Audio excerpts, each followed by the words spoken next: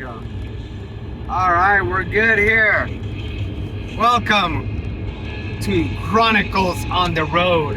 This is the Moshi Corner. And we're here with Jacob. Yo. And Mr. Jackson. Oh yeah, later on I'm gonna tell you about Mr. Jackson. Hello, Mr. Jackson. All right, Mr. Jackson, take it easy, dude. Mr. Jackson got his chair too, dude. You know what I mean? He's got to make sure that he's fucking comfortable, dude. This time we're actually on the road. Yeah. That's it. This is originally this is how I started this by myself and just posting it on Facebook. I just go on my drives at night in my truck, the Bullzuki, and just make videos about just talking some shit, listening to music, introducing videos. So it's called Chronicles on the Road. This is the Moshi Corner. So we thought we'd bring it together, sometimes indoors, sometimes outdoors. But anyway, show them a little bit of Japan, man. Yeah, man. Check out the scenery. Hold that fucking window out. While listening to Venom, welcome to hell. Welcome to hell. No. And anyway, so yeah, this is Venom. Welcome to hell.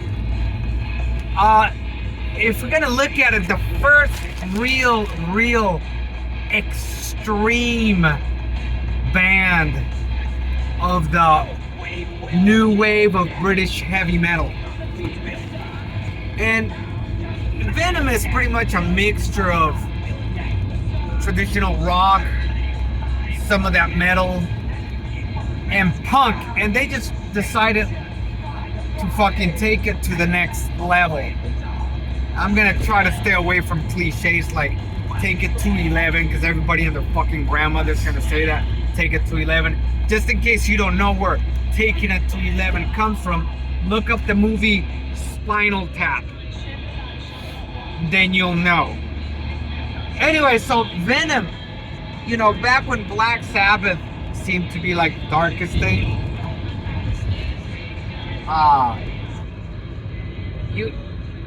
you had bands like this one and Merciful Fate. And what bands like Venom and Merciful Fate, they just decided to say, look, let's stop fucking pretending. And I'm not fucking Satanist either, dude. But I'm just talking about like in your face. They're like, you know what? Let's stop fucking pretending. You got Black Sabbath supposed to be really dark and shit. And they're freaking, oh, please, God, help me. Oh. And then Venom comes around and it's like, no, let's actually do it. And Venom is just like, yeah, you know, it's like, fuck that. You know, come on, dude. Satan. Rip your cock out and I want to blow on it, dude. I want to play that shit like a fucking saxophone.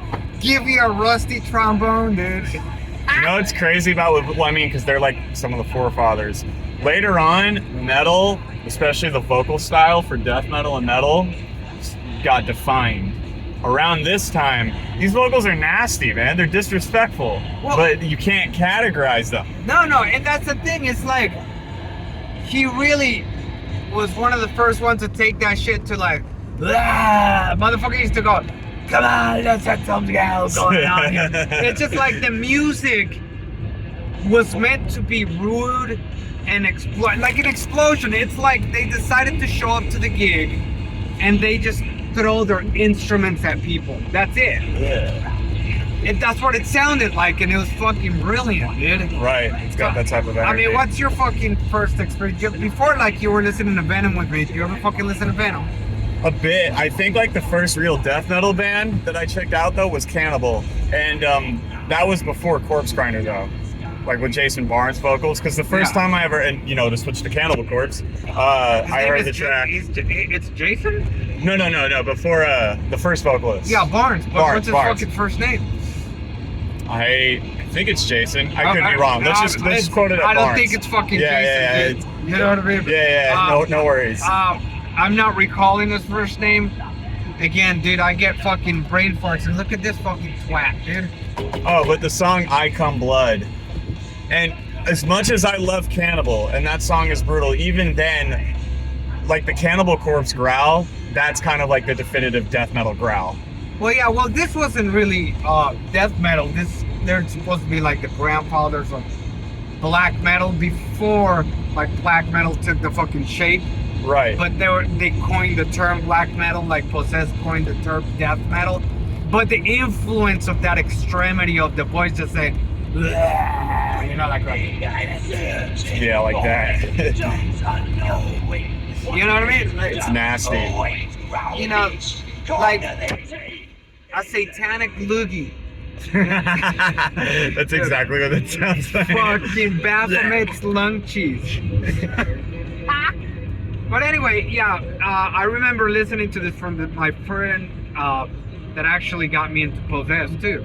He gave me this in vinyl, Welcome to Hell. And it took a bit for me to get into it. I didn't quite understand it yet, but definitely when I picked up Black Metal, which was the next album, I was in. Fucking lay down your souls to the gods, rock and roll, dude. Yeah. And then I freaking picked up At War with Satan. I mean, what a badass fucking name for an album, At War, with Satan. That's fucking awesome, dude. So, anyway, so we're on the way to. Oh, sorry, what were you I was gonna gonna say, and then a couple years down the line, like you said, they coined black metal, and everyone started hopping in. Well, yeah, well, it was before that, actually, the album before that. Right. But going off the topic, my son Jake, he's on the way back to California, so we are on the way to the airport. Over to Yonago, and then I'm gonna be Haneda bound, and then straight back to LA. Now, where you heading? Haneda? Haneda Airport? Yeah, Haneda Airport. That's in Tokyo, yes. Massive airport. MOD, they wrote this fucking song called Godzilla. It's like, here comes Godzilla to stop on Tokyo. That's fucking classic, dude. But anyway, yeah, this band for me fucking definitely still captures it, and they're still producing music. Is it as legendary as the fucking first albums?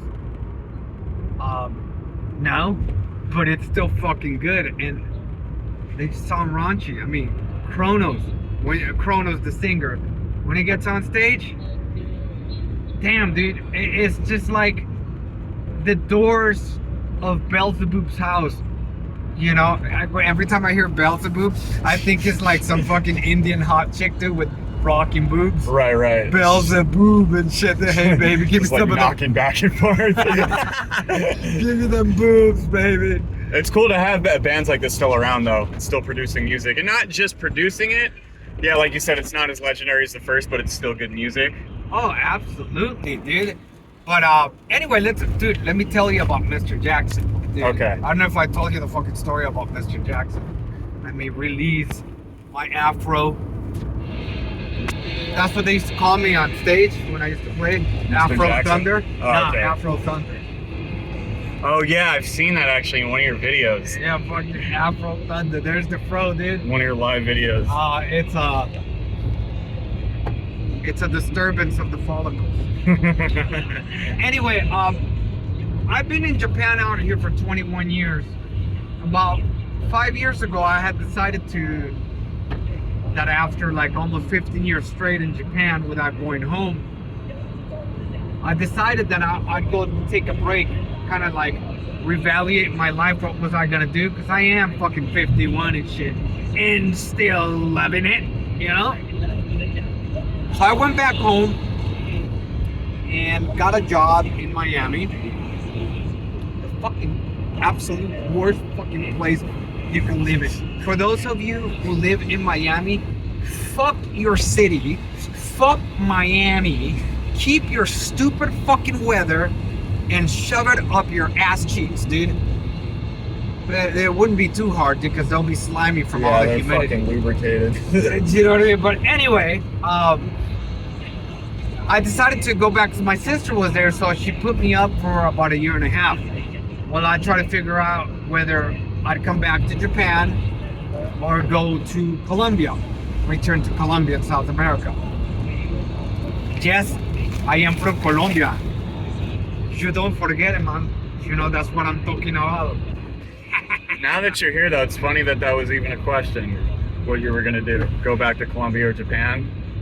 Yeah, well, I mean, I wasn't sure because at the time I hadn't gotten married, you know, or remarried, and so my plans were to go back to Colombia and just chill on my family farm over there and do agriculture over there. But things changed. I got, you know, I met a nice woman back in Japan, and I decided to come back and just get my gold. But anyway, while I was in Florida, I don't want to disturb you with my Cupid story.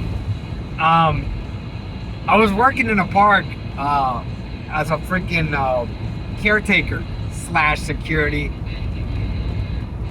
/ ranger, whatever, park ranger. And a lot of the fucking workers over there, dude, are fucking lazy as fuck. So I was working with a real lazy fucking crew. There were a few that were on. Anyway, as I was checking out the tool shed, in the tool shed, abandoned. Who can abandon this cute fucking face, dude? Dude. Do you know what I mean, Mr. Jackson, dude? Yeah. And so I found him like shoved in the corner, and I guess the year before that they had like a Halloween kind of festival or some shit like that for the kids, and he was one of the Halloween props, and they just kind of left him in the garage. And when I saw him, I was like, fucking hell. We had this John Deere. You know what the John Deeres are? Yeah. Those little Jeeps and shit, dude. You're right. And so I called the John Deere, I call him the fucking, the Green Dragon. Because it was green. Okay. So, very easy. Don't have to get complicated. And I decided to get Mr. Jackson and put him as an ornament in the front. And wherever I went, but I didn't face him that way. I wanted to look at him. You know, because I didn't really have too many friends. Oh my God. Yeah, it is true. I hadn't been to the States in so long, I wasn't fitting in. I was kind of missing Asian people. Dude, and they weren't around and shit. that's now, like some Tom Hanks shit, bro. He started talking to animate yeah, objects. I was fucking Mr. Wilson, the shit. Right. Instead of a coconut, you got Mr. Jackson. That's the same thing I thought about. That's not Mr. That's my Wilson and shit. Wilson. Well said. Oh my goodness! And I went through that one time. I thought he was lost. Holy fuck. I'll tell you about it. But anyway, so, you know, for me, it wasn't a big deal. I thought, oh yeah, I mean, I see you in the fucking album covers all the time. You know what I mean? Like, I don't have a problem fucking making friends with a fucking zombie head. Yeah, corpses are no big deal, dude. You know We what I listen mean? to Like, metal nonstop. Let's fucking chill. So anyways, I put him on the John Deere, and I worked with a lot of Haitians. And, oh shit, live like an angel, die like a devil. Dude, the radio pops. This thing has got tunes for days. Come on, Mr. Jackson. The fucking car behind me must be this motherfucker's drunk. Because I'm moshing with their car and shit, dude. Live like an angel, die like a devil. Anyway, so the Haitians are really, really superstitious, you know, because of the voodoo and all that shit. And we used to find a lot of voodoo, like, bags that they used to live in at the park, like with like sacrificed animals and stuff like that. No fucking joke. Now listen about your fucking religion. Yeah, the US has fucking freedom of religion, but have some common sense, you fucking twats. You don't fucking sacrifice an animal, bring a bag with all your fucking voodoo shit, and then throw it in a fucking park so kids can find that shit. Yeah, do that shit in your fucking dude. backyard and roast that shit there. Don't be. And we used to find that all the time. And I remember finding like one person dropping it, and I went after them and I threw the fucking bag at him, like, take your fucking voodoo with you. And one of the Haitian persons that I was working with, oh, don't do that. This spell is gonna come to you. It's like, motherfucker, I listen to fucking Welcome to Hell. Come fuck with me, dude. I'll call the devil himself, dude. Yeah, man, You know what I mean? that shit's been with you since you were 14 years old. I'd be like, dude, Satan, can you do me a big one, dude?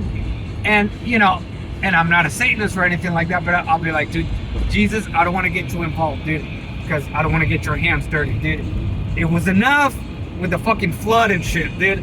Do you know what I mean? You don't want to go back there like that. So I was like, you mind if I talk to your brother? And Right. he's like, go ahead, dude, go fucking talk to him. Then I was like, God, can I talk to your fucking nephew, dude? Be my guest. So yeah, dude, I'll fucking call him. Fuck your voodoo, dude. Satan will come and fucking beat your ass like a fucking vato, dude. You know what I mean? He's the cholo of all magic, dude. He's the Holmes. But anyway, so Whatever it takes to get these Haitians out of the park. you know what I mean? And I'm not talking about just getting Haitian people out of the park. That's not what we're saying. I know, I was talking I know. about those specific ones that were fucking being idiots. That should be considered vandalism, man, or It something. was. It's like, it's horrible. It was. But anyway, so I'm like, I'm working with my Haitian buddies, and these guys happened to be cool because they were like, some of them were like football players. And one of them later on, right now, he's a high school coach, which I'm pretty fucking proud of him. Got married, got a kid. That's awesome. But anyway, I remember I used to work with them and I was teaching them the way of the woods and shit. They were fucking shit scared of spiders. Really? Oh, they didn't want to go into the bush with me. Oh, they would be, these fucking big ass dudes would be jumping up and down. I turned them down a little bit. Is that part of their superstition, or they're just There you go. Yeah. I did. Just fucking, they're just I scared of guess, spiders? the fucking scream like little hoes and shit, dude. Yeah. But anyway, I remember I used to check out their faces when they were getting on the fucking car. And we were with Mr. Jackson, and they'd be looking at it. And so they're like, man, how can you drive with that, man? I'm like, what? It's Mr. Jackson. And I can't believe you gave him a name, man. I can't believe you You're bringing him to life. I'm like, what do you mean I'm bringing him to life? He's alive, dude. He's alive. Look at his eye. He's got one eye left, dude. How dare you be such a punk to Mr. Jackson? Anyway, Yeah, he's when never I looked used better. to, right, when I used to not show up at work, they used to hide him. They used to take him off the park, and I remember like after my day off and I'd get on the Green Dragon. Ooh, the witching hour. They would hide him? Yeah, and they would, my boss would be like, the reason why they do that is because they're really scared of him and they think like it's gonna bring a voodoo spell on him. So anyway, Mr. Jackson, to the witching hour, baby. And so now Mr. Jackson, I brought him here from Miami 5 years ago, took him on the plane and got him a fucking drink. And now he's going to the airport with me. And now he's accepted in New England. But anyway, again, this is the Mashi Corner. Welcome to Hell. Great fucking album. All hell break loose. Hell's breaking loose. Ah! Pick it up. Welcome to Hell. Fuck yeah. And we'll be seeing you again on the regular Mashi Corner. This is Chronicles on the Road. So if you liked it, you liked it. If you didn't, you got something to say before you get on that plane, son? I'll be back, man. We're gonna check out more albums, see what comes in the future. Pops is always gonna show me a couple blasts from the past that I haven't heard of. Stay tuned, guys. All right, much love. Peace out. Take care.